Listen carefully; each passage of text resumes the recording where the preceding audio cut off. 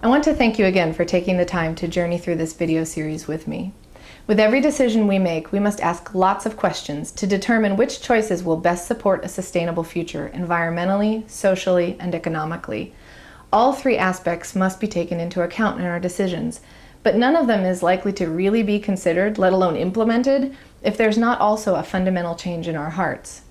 In the Hebrew Scriptures, one of the prophets relays this message.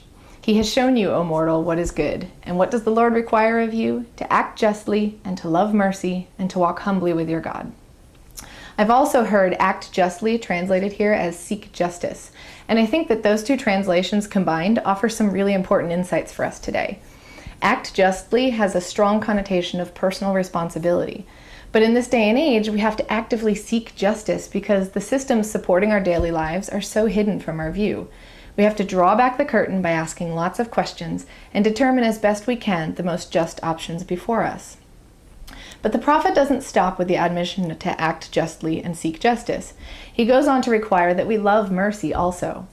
This can be directed towards both ourselves and others in many different ways.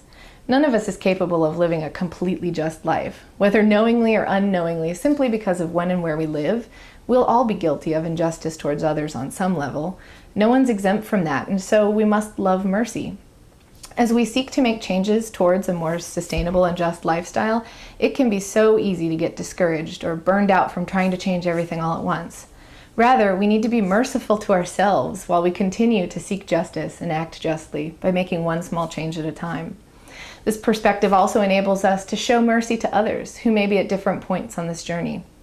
I desire to always show mercy, knowing fully well that I am so very, very far from perfect myself. I have lots of changes still to make in my own life. Finally, though, above all, the prophet says that we are to walk humbly with our God. It's almost like he knows we might be tempted to get a big head about our just actions or even our merciful natures, when in reality, true justice and mercy only flow from genuine humility.